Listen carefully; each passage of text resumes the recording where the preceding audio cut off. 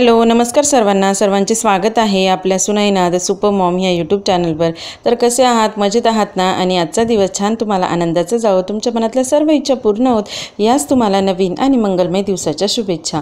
तर जशीच दिवसाची सुरुवात होते ना, तर मी उठल्यानंतर ना थोडीशी स्पर्शूला चाहूल लागली की लगेचच ती उठल्या जाते। आणि सध्या आहे ना गरमी खूप आहे, वातावरण खूप दमट आहे, त्याच्यामुळे ना जास्त वेळ झोपून पण राहावंसं वाटत नाही। सेम लेकरांच्या बाबतीतही होतं, मी उठली की लगेचच माझ्या मागेच उठले जातात। आणि मग मी थोडीशी फ्रेश वगैरे होऊन आली। छान फ्रेश झाल्यानंतर सध्या काय झालेलं आहे काय माहिती, पण सकाळी उठलं की थोडंसं काहीतरी खावंसं वाटतं, कारण ना यांची तशी सवय आहे, हे उठले की पहिल्यांदा फ्रेश होतात आणि काहीतरी चहाबरोबर पहिले खाऊन घेतात। तर मग मलाही असं वाटतं की थोडासा चहाबरोबर काहीतरी खाल्लं गेलं पाहिजे। मग आणि फ्रेश होईपर्यंत लगेचच इकडे माझी पिल्लं उठलेली असतात। ती उठली की मग म्हटलं चला पहिल्यांदा बेडरूम स्वच्छ करून घेऊ। कसं बेडरूम जर आपला स्वच्छ असला ना तर मग आपलं निम्मं काम आहे ना हातावेगळं होतं आणि आपल्याला आहे ना काय करायचं ते नेमकं सुचतं। तर ना झालं असं की स्पर्शूच्या कपड्यांना ना प्रॉपर अशी जागाच म्हणजे लावायला भेटत नाही, कारण रोजच्या रोज दिवसभरातून आहे ना 3-4 कपडे तिचे घालून होतात, 3-4 जोड। आणि मग त्याच्यामुळे ना तिचे कपडे सारखे घेण्यामध्ये करण्यामध्ये ते खालीवर होऊन जातात। आणि आता खाली मी ते विंटरचे कपडे ठेवलेले होते, हिवाळ्याचे स्वेटर वगैरे, ते सुद्धा आता वरती दिसायला लागलेले आहेत। खरं तर मला ती प्रॉपर आता तिचे कपड्यांची अरेंजमेंट करायचीच आहे। आणि त्यांचे खेळण्या पण कधी कुठे पडलेल्या असतात, त्या एका जागेवर आणून ठेवाव्या लागतात। कपड्यांच्या वगैरे घड्या मारून झालेल्या आहे। आणि सकाळी सकाळी ना पहाटे खूप सारा गारवा असतो, हवा सुटते, त्याच्यामुळे ना म्हणजे पांघरूण लागतातच। तर मग रात्रभर जरी नाही पण पहाटे पांघरूण लागतात, त्याच्यामुळे मग ते निघतातच जरी उन्हाळा असला तरी। आणि छान मस्त बेडशीट टाकून दिलेलं आहे आणि मस्त हॉल आणि आपला जो बेडरूम असतो तो व्यवस्थित प्रसन्न असला की मग आपल्याला काय करायचं आहे ते नेमकं सुचतं। ते झालं की लगेचच आहे ना मग मी घर एकदम क्लीन करून घेते, पुसून वगैरे घेते, कारण ना लेकरं सकाळी उठल्यानंतर काही ना काही खात असतात, चहाचे वगैरे डाग वगैरे पडतात। आणि ते व्यवस्थित क्लीन केलं, घर व्यवस्थित पुसून घेतलं आणि 12च्या आत घर पुसलं ना की मस्तपैकी आपल्याला संपूर्ण दिवस असा फ्रेश वाटतो। आणि असं म्हणतात ते सकाळी 12च्या आत सगळी मस्तपैकी स्वच्छता केली ना तर घरामध्ये छान प्रसन्न वाटतं आणि लक्ष्मीचा वासही राहतो। आणि ते झालं, कपडे लगेच मशीनला लावून देते। मग लगेच एका बाजूला कपडे लावून दिलं का मग ते थोडेसे 1-1.5 तासामध्ये कपडे झाले की तेही काम लगेच होऊन जातं, कारण कपडे आदल्या दिवशीच लगेच मी घड्या मारून ठेवत असते, म्हणजे दुसऱ्या दिवशी फक्त कपडे वाळत घालायचे एवढंच बाकी असतं। आणि काय होतं, मी तुम्हाला मगाशीच सांगितलं की मी ना सकाळी थोडंसं चहा बिस्किट वगैरे असं आम्ही घेत असतो। मग त्याचे काही भांडे वगैरे असतात ना, मग ते पहिल्यांदा किचनमध्ये फ्रेश होऊन आले की ते 2-4 भांडे जे आहे ते मी घासून घेते, म्हणजे मग आहे ना थोडंसं आपल्याला फ्रेश वगैरे वाटायला मदत होते, किचनमध्ये काय करायचं ते सुचतं। कारण नंतर आहे ना मग खूप धावपळ होऊन जाते, यांचा डबा यांचा नाश्ता वगैरे करण्यामध्ये ना खूप बिझी होऊन जाते असतो वेळ। तर मग उगाचच भांडे साचवत बसण्यापेक्षा ना ते वेळच्या वेळी घासून टाकले ना तर ते कधीच चांगलं। काय झालं, ह्या आठवड्यामध्ये ना मला जे मी काही उन्हाळी वाळवण वगैरे केलेलं होतं ना ते आणण्यामध्ये, घरी करण्यामध्ये त्याच्यात खूप सारा वेळ गेला, त्याच्यामुळे भाज्या वगैरे आणायला काही मला वेळच मिळालेला नाही।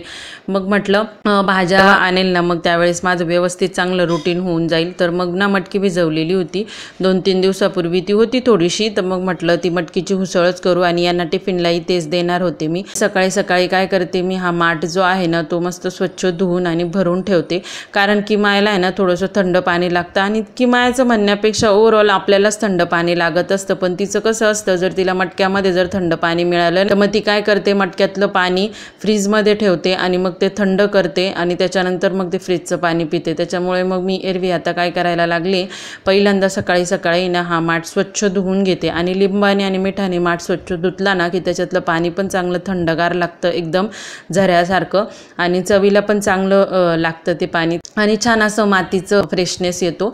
त्याच्यामुळे मग सकाळी छान माठ स्वच्छ धुवून घेते आणि तो आहे ना भरून घेते। एकदाचा माठ एका बाजूला भरायला लावला की मग लगेच दुसऱ्या बाजूला मी स्वयंपाकाची तयारी सुरुवात करून देते। आणि होते आणि सकाळी सकाळी काय करते मी 8-9 वाजेपर्यंत आहे ना किचनच्या जाळ्या ज्या असतात ना त्या ओपन करून देते आणि इवन बेडरूमच्या सुद्धा जाळ्या ज्या असतात ना त्या ओपन करून देते, म्हणजे छान थंड गारवा आहे ना घरामध्ये येतो. आणि सकाळी सकाळी घर पुसलं ना तर आहे ना ते ओलाव्याने आहे ना घरामध्ये आहे ना थंडावा पण चांगला राहतो. मग एका बाजूला आहे ना मस्तपैकी माठ भरायला लावून देते आणि दुसऱ्या बाजूला लगेच स्वयंपाकाची तयारी करून घेते. आज आहे ना स्वयंपाकामध्ये वरण भात बनवणार होते.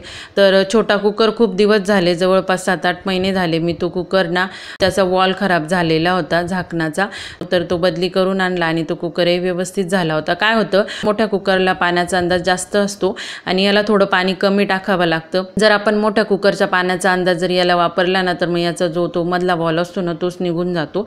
आणि अजून एक असते ती मधली रिंग असते ना याच्या झाकणाची, ती सुद्धा उलटी जर टाकली ना तर व्यवस्थित शिट्टीच बसत नाही. त्याच्यामुळे ती मधली रिंग असते ना ती पण प्रॉपर बघून टाकावी लागते. आणि छोटा कुकर असल्यामुळे ना तो घासायला पण आपल्याला हलका जातो आणि वरण भात पण खूप पटकन होऊन जातो. याच्यामध्ये एक 5-5 मिनटं दोघांना जरी लावले 10 मिनटामध्ये आपला वरण भात लगेचच रेडी होऊन जातो. बाजूला ना तांदूळ धुवून घेते आहे आणि सध्या तरी असं आहे जसं की आता मग आपला कसं सकाळी सकाळी आपल्याला नाश्ता लागतो तसंच मग मी काय करते, तांदूळ सकाळी असो संध्याकाळी असो धुतलं की त्याचं जे पाणी असतं ना ग्लासभर पाणी काढते आणि ते पाणी ना मी कुंड्यांना टाकत असते. कुंड्या आणल्यानंतर पुन्हा मी ते प्रॉपर करणारच आहे. तर मग त्यांना हे ना तांदळाचं पाणी देते ना मी, त्याच्यामुळे एक तो जो वेल होता मी तुम्हाला दाखवला होता मागच्या एका व्हिडिओमध्ये की तो एकदमच पूर्ण सुकून गेला होता, म्हणजे त्याचे होप्सच नव्हते की तो जगेल. पण मग चांगली तांदळाच्या पाण्यामुळे ना त्याला पालवी पण छान फुटलेली आहे आणि बाकीची झाडं पण छान मस्तपैकी तरारी आलेली त्यांना. आणि सगळ्यात महत्त्वाचं ना आता उन्हाळा खूप आहे त्याच्यामुळे 2 वेळेस पाणी देते मी, सकाळी पण पाणी देते आणि संध्याकाळी पण पाणी देते. त्याच्यामुळे ती झाडं आहे ना छान टवटवीते. सध्या तरी जवळपास 8-8:15 होते येतात एवढं सगळं करत आणि मग डब्याला पण यांना उशीर व्हायला लागतो. तर मग ना उसळ करायची होती, तर उसळ आणि मिक्स डाळीचं वरण करायचं होतं. तर मग दोघांसाठी पण आहे ना लसूण आलं आणि धने जे असते ना तर त्याची पावडर आणि टोमॅटो हे सगळं जे वाटण आहे ना ते एकत्रच लागणार होतं. तर मग ते वाटण आहे ना मी तयार करून घेतलं. तर मग फक्त एक्स्ट्राचं जे आहे जिरे आणि हिरवी मिरची ते वरणाला जास्त लागतं, ते उसळीला लागत नाही. तर असं कॉमन वाटण जर तयार केलं ना तर मग दोघांना पण होतं ते आणि ना आपला वेळही वाचतो. एका बाजूला लगेचच उसळीला आहे ना फोडणी द्यायला सुरुवात केली. तर उसळ ना सुकी जर करायची असेल ना तर हे वाटण आणि कांदा छान मस्तपैकी ना तेलामध्ये परतून घ्यायचा, त्याच्यामध्ये थोडंसं जिरं आणि मोहरी घालायची आणि छान मस्तपैकी ते परतलं की त्याच्यामध्ये लाल तिखट, तुम्हाला जर एक्स्ट्रा धनिया पावडर टाकायची असेल तर ती टाकायची, थोडासा मसाला असेल तर तो मसाला, हळद टाकून आणि नंतर आहे ना त्याच्यामध्ये मस्तपैकी उसळ टाकून छान परतून घ्यायचं आणि 10-12 मिनटं आहे ना त्याला कमी गॅसवर मस्त शिजू द्यायचं आणि थोडासा अंगरस्सा पकडायचा, जास्त रस्सा पकडायचा नाही, नाहीतर मग त्याची चव सगळी निघून जाते. आणि जर तसं जर नसेल करायचं ना तर उसळ पण थोडीशी आपण अगोदर शिजवून घेतली ना तर त्याचं जेवढं पाणी असतं ना तेवढंच फक्त ते चांगलं आटवून घ्यायचं, म्हणजे मग सुकी उसळ छान लागते. आणि ही सुकी उसळ आहे ना एकदम बारीक 0 नंबरची जी शेव असते ना तिच्याबरोबर खायची खूप छान चविष्ट लागते. त्यापैकी बघा माझी उसळ पण आता त्याला मी फोडणी देऊन झालेली आहे आणि एक बाजूला आहे ना मग मी आता लगेचच आपली मिक्स डाळ आहे ना ती करणार आहे. आणि मिक्स डाळीमध्ये आहे ना मी वेगळ्या डाळी ना मी डीमार्टमधून आणलेल्या होत्या, म्हणजे डीमार्टमध्ये मिक्स डाळीचं पॅकेटच मिळतं, त्याच्यामध्ये बऱ्याचशा डाळी होत्या. मिक्स डाळ बनवताना त्याला जे तडका आहे ना तो आपल्या उडदाच्या डाळीचा कसा हिरवी मिरची टाकून तडका देतो तर तशा पद्धतीने मी तडका देत असते. तर एका बाजूला माझी उसळ झालेली आहे आणि आता दुसऱ्या बाजूला लगेचच मी ती मिक्स डाळ करायला घेणार आहे. आणि ना पीठ मी केव्हाच भिजवून ठेवलेलं होतं, तर मग लगेचच आहे ना चपात्या पण करायला घेणार होत्या. आता उन्हाळा जास्त आहे त्याच्यामुळे पीठ जर जास्त वेळ भिजत जर ठेवलं ना तर ते लगेचच सैल होऊन जातं. आणि मग भात झालेला होता माझा, तर तो भात लगेचच एका पातेल्यामध्ये काढून घेतला, म्हणजे मग डाळीला लगेच कुकरही रिकामा होऊन जातो. आणि डाळ झाली ना माझी बनवून की मग तो cooker me as it is तसाच ठेवतो, कारण ना वाफ जी असते ना आतमधल्या वाफेने पण बरीचशी डाळ आहे ना शिजत असते. मग त्याच्यामुळे आणि छोटा कुकर आहे त्याच्यामुळे स्पेस पण त्याला कमी लागतो आणि घासायला पण आहे ना जास्त अवघड नाही हा कुकर. आणि ना सगळ्यात महत्त्वाचं ना डाळीला फोडणी देताना आहे ना कुठलं पण वरण असू द्या, मुगाचं वरण असू द्या, तुरीचा असू द्या किंवा मिक्स डाळीचा असू द्या, उडदाचा असू द्या, त्याला ही जी चव असते ना ती हिंग आणि धने या दोघांची खरी चव असते. त्याच्यामुळे मग हिंग आणि धने टाकले की वरण खूप सुंदर लागतं. आणि याला काही 4-5 शिट्ट्या दिल्या की मस्त आपलं वरण तयार होऊन जातं. लगेचच दुसऱ्या बाजूला आहे ना मी चपात्या करून घेतल्या आणि चपात्या झाल्यानंतर ना पहिल्यांदा यांचा आहे ना डबा भरून दिला आणि यांना टिफिन दिला की मग मी उरलेल्या आमच्या चपात्या करून घेते. तोपर्यंत एकदम असं घामेघूम व्हायला होऊन जातं. कधी एकदा चपात्या होईल आणि कधी एकदा आपण ह्या किचनमधून जरा वेळ हवेमध्ये जाऊ असं मला व्हायला लागतं. त्याच्यामुळे मग पहिल्यांदा आहे ना गरमाईचं काम, एकदा गरमाईमध्ये उभी राहिली की चपात्या लगेचच मी करूनच घेते. मग मला कितीही घाम येत असला तरी चालतो आणि थोडीशी ना किचनची खिडकी मी उघडी करून देते. म्हणजे मग काय होतं पण आहे ना सगळ्यात महत्त्वाचं ना ती जाळी जरी मी ओपन केली ना तरी त्याच्यातून हवा आली की लगेच गॅस शेगडीची जे आहे ना ती थोडीसं असं विजायला लागतं जास्त हवा लागली का.